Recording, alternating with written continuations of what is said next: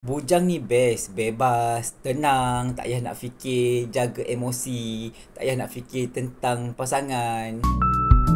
Tapi jujur, tak rasa bosan ke bila hidup berseorangan dalam tempoh yang dah lama sangat dah ni? Mungkin dah 30 tahun, mungkin dah 35, mungkin dah hampir 40 tahun dah hidup membujang.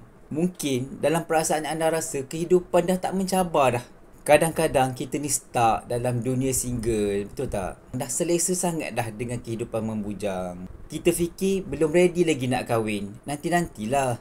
Tapi hakikatnya kalau kita ni seorang bujang yang baik, seorang yang bertanggungjawab, seorang yang ada agama yang baik, ada akhlak yang baik, insya-Allah kita pun akan jadi seorang suami yang baik, kita akan jadi isteri yang baik yang penuh bertanggungjawab nanti. Hidup kita ni memang berfasa.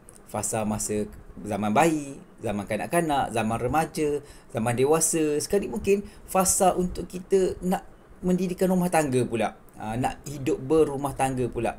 Cabaran dalam dunia rumah tangga ni bukan untuk ditakut-takutkan. Mungkin kita ni adalah dimomok-momokkan oleh cerita-cerita kat luar sana tu. Tapi benda ni kita kena hadapi dengan cara bersama dengan pasangan kita. Cerita buruk tu mungkin pada kehidupan orang lain tak sama dengan perjalanan hidup kita. Jadi kenapa kita nak ambil yang buruk tu?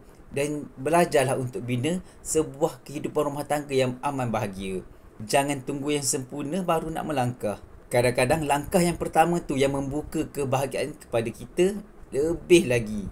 InsyaAllah cari pasangan anda dekat dalam Tiljannah.my. Mula cari, mula kenal, mula belajar untuk ada pasangan. InsyaAllah bahagia itu akan menjadi milik anda sekiranya anda pegang pada saranan yang telah Allah berikan.